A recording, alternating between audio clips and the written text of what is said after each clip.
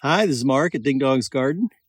This is packing twine willow. It's a very popular weaving willow. It's a Salix purpurea, and it's kind of sandwiched in here. To the right is Blackskin, and to the left is Schweren's. But in the middle here is we have the packing twine.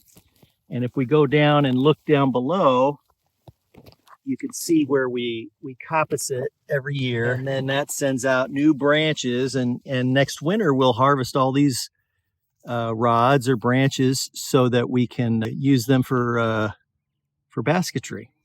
And here I've kind of juxtaposed growing packing twine willow versus the versus dry packing twine willow. This willow has been dried for about 6 months now, and it gives you a kind of a nice brown color. Still got some sheen on it.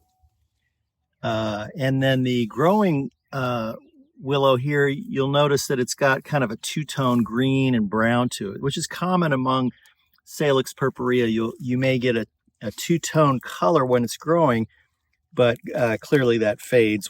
And like we mentioned on a lot of our videos about willow, willow is very easy to plant.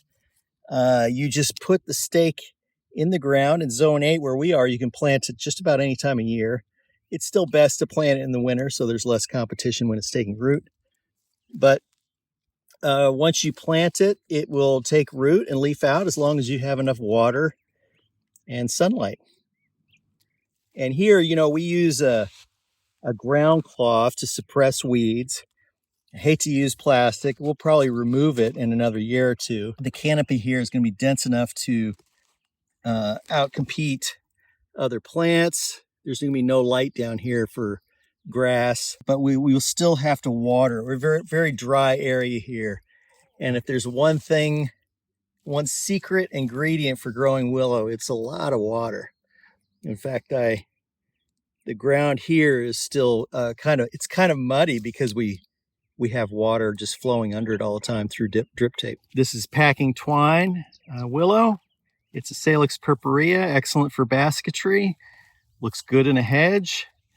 And among the Salix purpureas, it's got a nice brown color to it.